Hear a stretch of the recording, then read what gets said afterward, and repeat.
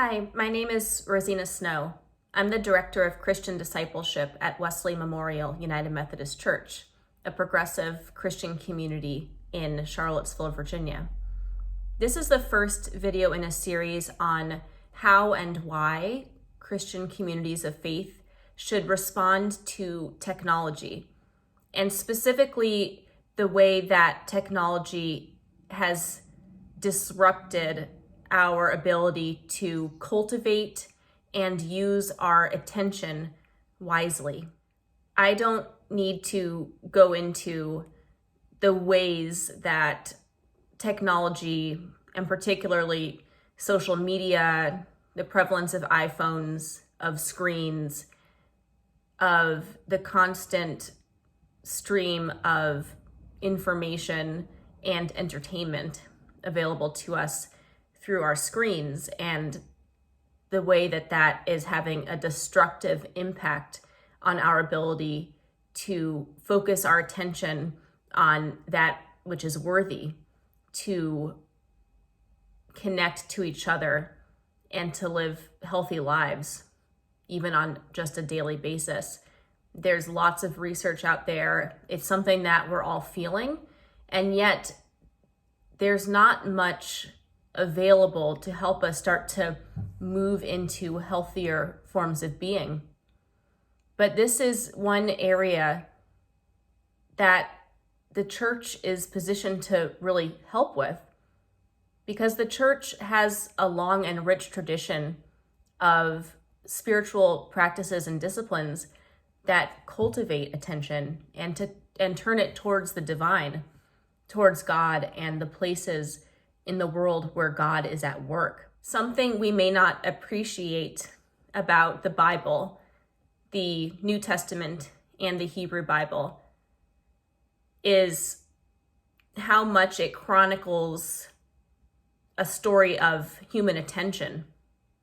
It tells the story of a people who find themselves in a dangerous and frightening world, and yet have to figure out how to train their attention not on other gods, not on fear and the greed and need for domination that brings about, not on idols, whether of other gods or of money or statues and symbols.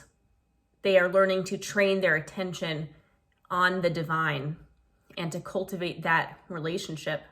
One framework within the Christian faith that I find very helpful it comes from Saint Augustine of Hippo, who is, of course, a giant in the history of Christianity and Christian theology. And he talks about incurvatus in se, which means inward turning, so that humans have a tendency to focus inward on themselves, and instead we need to focus outward on God and on others. Given the role of technology in our current lives, this brings a new dimension, because it's not just that we're turning inward, focusing on our own desires and needs and ego, but we are being cut off from that outward turning towards God and towards others by this constant disruption in the form of information coming through our phones.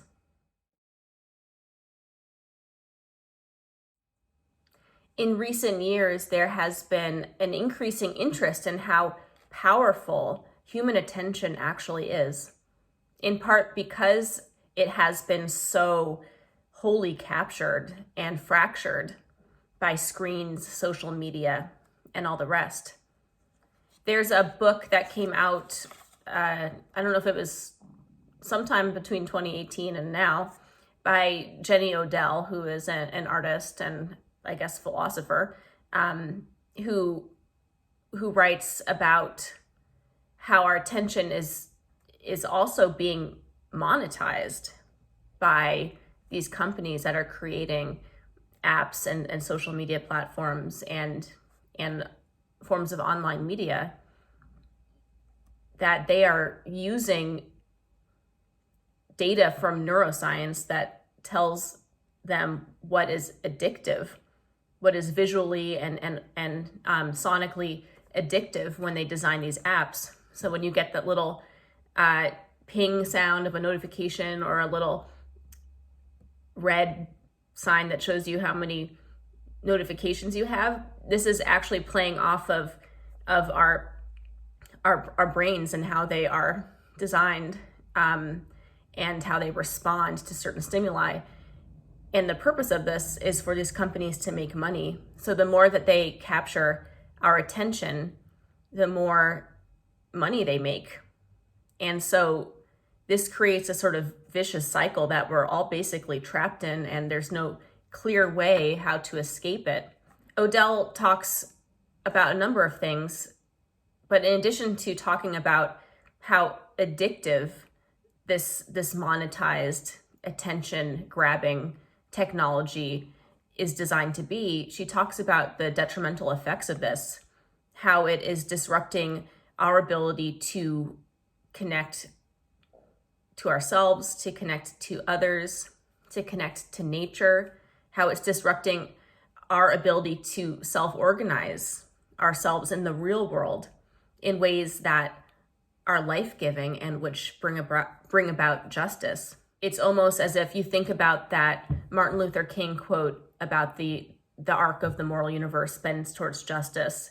It's almost like in that bend towards justice, which involves necessarily an amount of being able to process the moment that you're in with others in a way that is thoughtful, not reactive, which involves a certain amount of self-organizing along the way, that's being disrupted by this period of intense static.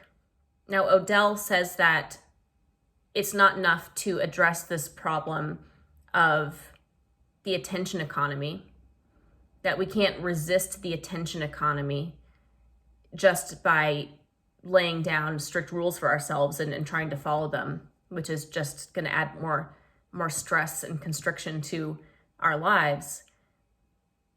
It's not about just removing the technology. It's about replacing those habits of attention with habits that are about falling in love with the world, falling in love with the place that you live in, falling in love with each other, falling in love with nature and the collective pursuit of justice. But after reading her words, I can't help but feel that this has to be a collective exercise. And it has to be a collective movement into new forms of attention that is couched in spirituality. I don't see large segments of humanity cultivating attention in a wise way and decoupling it from screens unless there is a spiritual, community-based infrastructure to support that shift.